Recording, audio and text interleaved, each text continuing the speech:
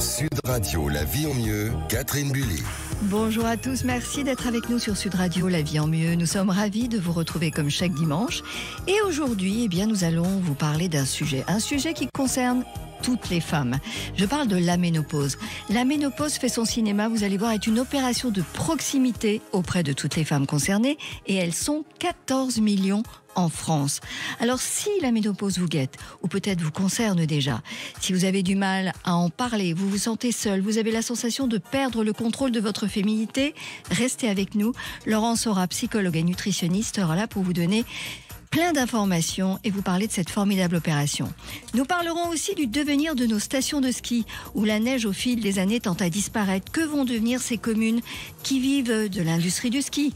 On en parle avec Raymond Masselot, maire de la commune de la Morte en Isère, située à 1350 mètres d'altitude et qui peine, il faut le dire aujourd'hui, à réconforter ses habitants.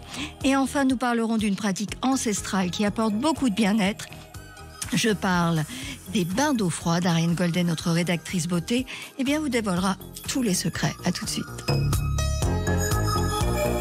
Sud Radio, la vie en mieux. Parce qu'elle est inéluctable dans la vie d'une femme, je vous le disais tout à l'heure, plus de 14 millions de femmes sont concernées par la ménopause. 500 000 femmes chaque année rentrent dans cette période clé de la vie, pleine de bouleversements physiques, psychologiques, émotionnels. La ménopause est un sujet qui devrait pouvoir être abordé comme n'importe quel autre sujet pour que les femmes ne se sentent jamais seules, ne se sentent pas isolées. Alors Laurence, vous êtes psychologue, vous êtes nutritionniste, vous appartenez au collectif Passerelle pour que la ménopause ne soit plus un tabou. Qu'est-ce qui a motivé ce collectif? Est-ce que c'est justement parce que la ménopause est un tabou? Alors oui, essentiellement, en fait, ce qui a motivé la construction de ce collectif et cet événement, la ménopause fait son cinéma, c'était dans ma pratique le fait de me rendre compte, parce que je vois des femmes qui atteignent à un moment ou à un autre un âge où elles commencent à prendre du poids et se posent la question du pourquoi elles le prennent. Je me rendais compte qu'elles n'avaient jamais le réflexe d'imaginer que ça pouvait être lié, être un des symptômes de la périménopause, c'est-à-dire cette période d'installation de la ménopause qui peut durer chez les femmes jusqu'à 7 ans. Alors, vous avez donc avec ce collectif créé donc ce projet, la ménopause fait son cinéma. Donc ça se passe dans 10 villes où vous projetez dans des salles de cinéma un film qui s'appelle Ménopause, l'orage hormonal, à travers différents témoignages, des femmes d'ailleurs qui vivent la ménopause différemment, font appel à des traitements différents. Et le film est entrecoupé de débats. Quel était en fait, Laurence, l'objectif de cette organisation, film, débat? Est-ce que c'est une façon de pouvoir justement libérer la parole? Oui, comme on a constaté quand même très vite qu'il y avait un grand tabou et beaucoup de méconnaissances sur cette période de la vie des femmes, on s'est dit qu'il fallait absolument qu'on trouve un support et une installation, un environnement qui soit propice à l'échange, à la discussion, au fait de pouvoir poser des questions.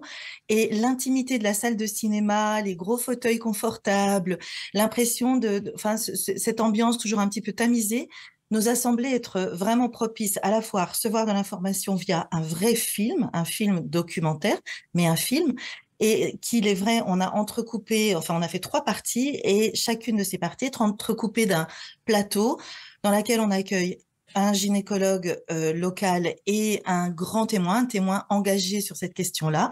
C'est animé par une journaliste, Marielle Fournier, et à ce moment-là est un vrai moment d'échange, de partage, de rigolade par moment, de témoignages, de questionnements. Enfin, c'est vraiment beaucoup de liens entre les femmes et les hommes qui sont là. Et c'est vrai que c'est intéressant, cet espace confiné, en fait, la salle de cinéma, avec peu de lumière, ça prête à l'échange et à la discussion. Et est-ce qu'avec toutes ces femmes que vous recevez en cabinet, vous ressentez ce côté tabou?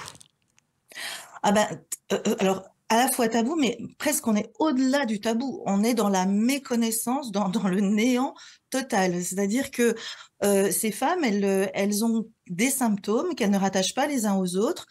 Quand je leur demande où elles en sont avec leurs règles, est-ce qu'il y a des choses qui ont changé, elles sont souvent elles découvrent à ce moment-là, elles se disent « Ah bah oui, c'est vrai, j'ai des règles, c'est plus long entre chaque règle, elles sont plus hémorragiques, elles se sont ralenties, ça fait 3 mois, ça fait 5 mois, ça fait 6 mois que je les ai pas eues. » Et c'est vrai que cette période de transition, c'est celle qui pose le plus de questions, parce qu'une fois que la ménopause est installée, elle est installée jusqu'à la fin de la vie. C'est plus une période de transition et c'est plus une période de métamorphose. Mais le moment de changement, ben, c'est encore un des grands changements hormonaux, certes, mais aussi euh, psychologique, corporel, sociétal aussi, dans la façon dont notre société aborde cette période de la vie des femmes qui arrive autour de 50, 45, 50, 55 ans. C'est vrai que ça nous semblait important d'apporter de la lumière là-dessus et puis de l'aide aussi parce que elles sont souvent démunies. Est-ce que aussi le regard qu'on a en France sur eh bien la vieillesse naissante qui est difficile, hein, c'est vrai qu'il y a une espèce de volonté de jeunisme, enfin tout est vers la jeune femme, tout vers comment garder un visage jeune, lumineux. Donc c'est vrai que ménopause rime un peu avec début de vieillesse. Et est-ce que c'est pas justement ce regard-là aussi qu'il faut essayer de changer? Alors complètement, on a deux gros problèmes en France. On aime les gens jeunes et on n'aime pas les gens qui prennent de l'âge. Donc Voilà. c'est compliqué. On a un rapport au vieillissement, à la seniorité qui commence quand même très tôt dans les entreprises. À 45 ans, on est senior. Donc oui, alors c'est une réalité et je pense qu'il y a un débat de société autour de ce sujet. Et Bien puis sûr. après, il y a aussi une manière individuelle et personnelle d'appréhender cette période, c'est-à-dire que au bout du compte, on change tous les jours de sa vie, d'un bout à l'autre de sa vie, et regarder ce moment-là dans un continuum, c'est aussi une bonne manière de peut-être l'accueillir de façon un petit peu moins conflictuelle. Alors, c'est vrai que les femmes vont avoir des réactions psychologiques, physiques, émotionnelles différentes, hein, chacune les unes par rapport aux autres. Est-ce que en cabinet, est-ce qu'il y a des femmes qui font quelque chose, celles qui le vivent bien? Est-ce qu'elles font quelque chose de particulier? Est-ce qu'elles ont une hygiène de vie particulière? Alors, il faut être très honnête, mais celles qui le vivent le mieux, c'est celles qui n'ont pas de symptômes, en tout cas en termes corporels et psychologiques. Après, on peut aussi avoir des difficultés familiales, conjugales, en entreprise professionnelle. Donc, c'est difficile hein, d'être sur tous les fronts, Bien sûr. mais c'est encore plus difficile pour celles qui ont beaucoup de symptômes. Les symptômes, on peut les atténuer avec des traitements hormonaux, mais on peut aussi les atténuer avec peut-être une autre manière de vivre sa vie, de vivre son sommeil, de vivre son activité physique, de vivre ses engagements personnels, de vivre son rapport à sa famille, à ses enfants, à ses parents. Donc, je pense que celles qui le vivent le mieux, c'est celles qui ne tournent pas le dos ou qui ne font pas l'autruche, mais qui acceptent de se dire, il va falloir s'adapter, il va falloir changer, appréhender cette période différemment et qui mettent en place ce qu'elles peuvent mettre en place. Parce qu'il ne faut pas non plus retomber dans un système injonctif de dire, faut faire ci, faut faire ça, faut faire plus de sport, faut arrêter de C'est fumer, ça. faut manger différemment et rebelote, quoi. Ça fait 40 ans qu'on se trimballe des injonctions. C'est pas pour continuer à cette période-là. Voilà. Et il y a un sujet donc important qui est évoqué au cours du film, qui est aussi les traitements hormonaux, parce qu'il y a beaucoup de choses qui ont été dites depuis cette étude américaine et le traitement qui a été abandonné par beaucoup de femmes dans les années 2000. Donc là, il y a aussi un discours qui est rétabli autour de ce sujet dans ce film.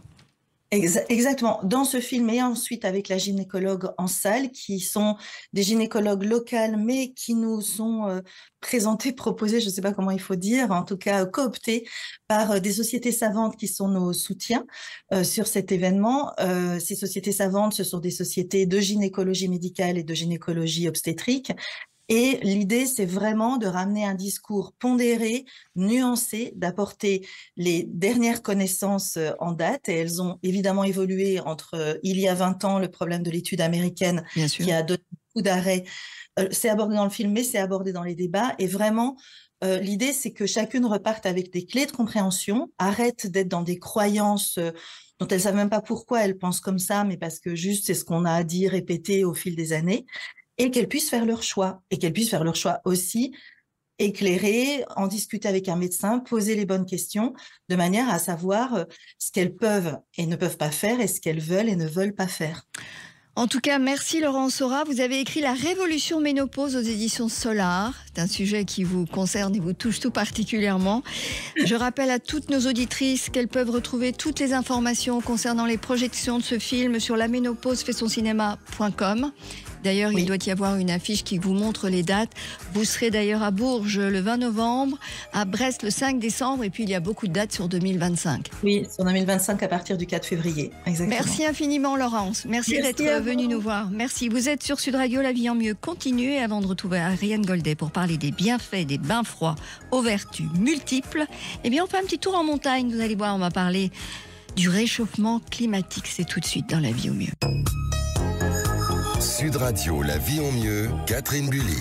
Merci d'être avec nous dans La Vie en Mieux. Avant de retrouver Ariane Goldet pour parler des bienfaits des bains froids aux vertus multiples, vous allez le voir, on vous emmène en montagne et plus particulièrement en Isère, dans une commune qui s'appelle La Morte, qui vivait grâce à la neige, du ski et du tourisme saisonnier, qui se retrouve aujourd'hui avec le réchauffement climatique que vous connaissez dans une situation préoccupante. Bonjour Raymond Maslow. Allô ? Oui, bonjour. Bonjour, vous êtes le maire de La Morte, commune de 139 habitants en Isère. Alors, il y a eu un petit peu de neige là cette semaine sur les massifs. Et comment ça se passe chez vous ? Bah oui, ça a mis, comme on dit par ici, le premier coup de peinture, la première couche. Ouais. Voilà, c'est pas tombé énormément en quantité, mais voilà, ça a blanchi. Bon, alors évidemment, le climat et la neige étant assez aléatoires, vous avez décidé de fermer la station. Depuis combien de temps, en fait, votre commune vivait des sports d'hiver ?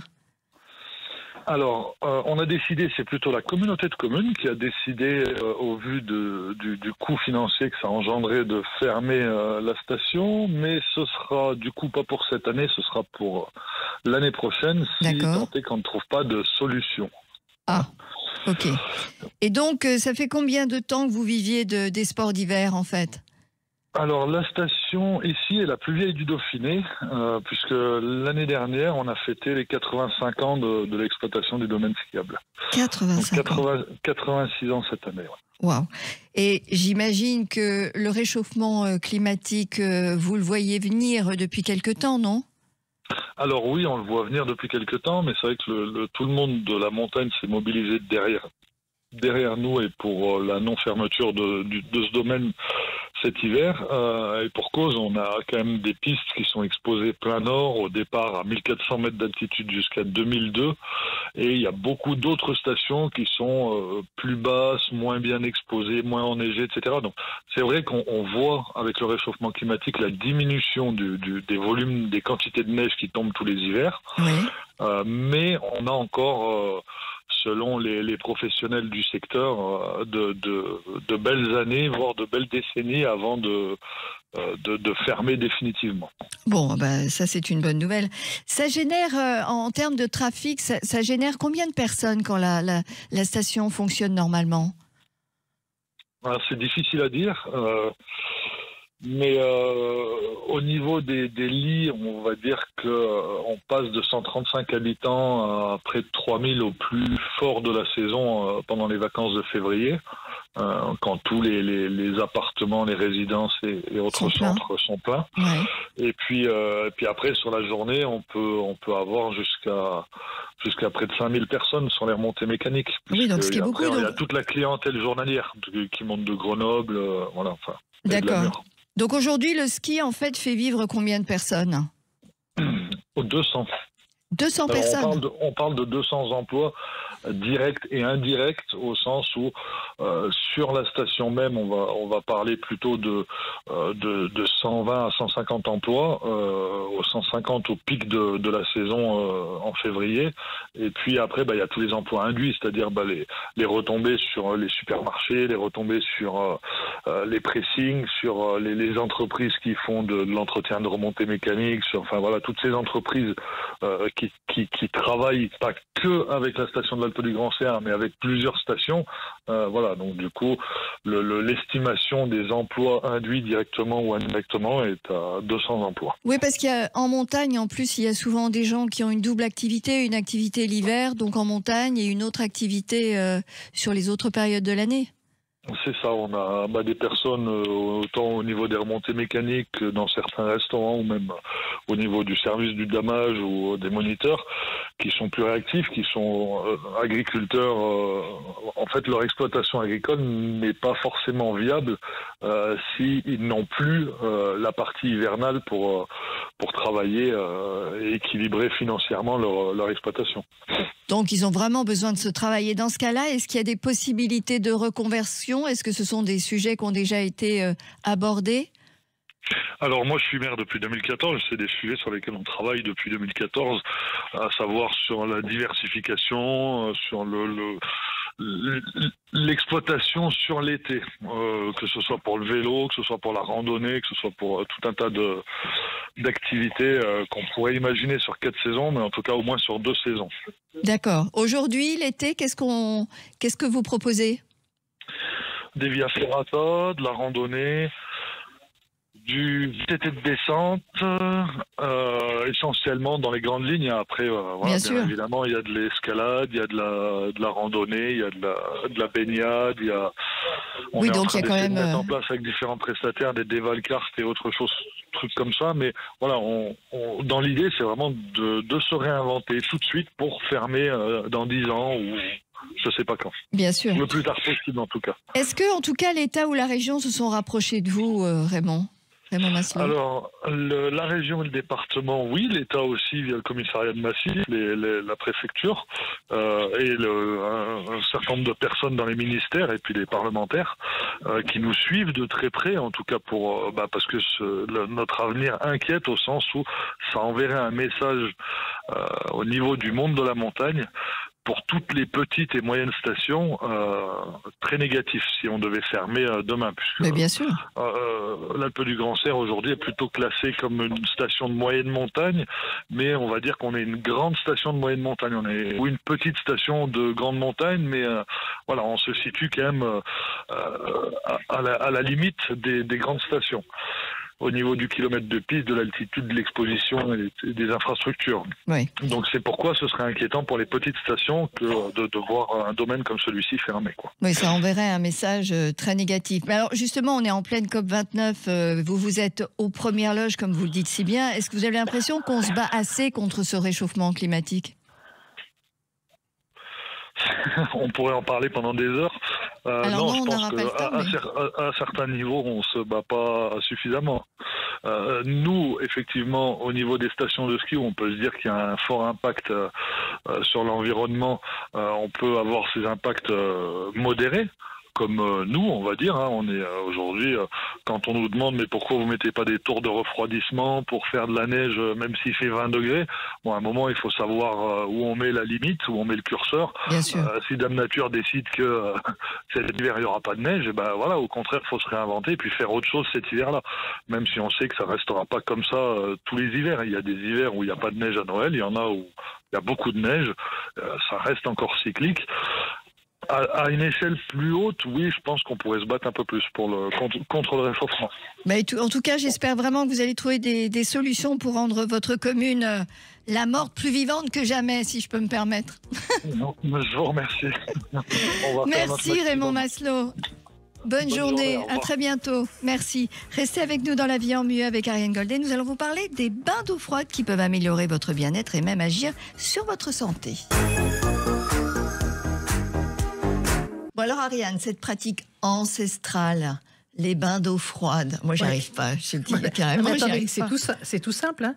Vous plongez dans l'eau froide à basse température, c'est aux alentours de 15 degrés. Donc ça peut se faire dans votre baignoire, mais aussi dans un lac, une rivière. Ou même maintenant, il y a de plus en plus d'installations faites dans les spas, dans les centres de sport, pour pouvoir pratiquer ce qu'on appelle le CWI, le Cold Water Immersion. Parce que en fait, c'est une pratique sportive. Je ne sais pas si vous avez déjà vu, mais il y a souvent, pour récupérer, par exemple, les rugbyman se mettent dans une espèce de grande poubelle où ils mettent plein de glace et ils se mettent dedans après les matchs pour mieux récupérer. Parce qu'en fait, le froid vous fait réduire la fatigue, accélérer le processus de récupération, fait tomber la douleur est moins importante et les courbatures. Mais si on prend les glaçons dans la main et qu'on se frotte, c'est pas pareil que si on rentre non, parce que si on rentre, c'est pas la même Et en plus, c'est pas la même impression. Ah bah non, j'imagine bien, c'est bien pour ça. Bon, alors, c'est quoi l'efficacité? Les vertus, c'est quoi? Ça améliore la circulation sanguine parce que comme vous avez froid, vous avez une vasoconstriction, après une vasodilatation, donc là, ça relance la circulation, ça renforce le système immunitaire, donc il y a plusieurs études qui sont en cours là-dessus, mais on sait quand même qu'on est plus résistant l'hiver à toutes les maladies si on fait des bains froids. Ensuite, le bain froid... Ah oui, donc ça remonte vraiment l'immunité. Ah oui, oui, oui.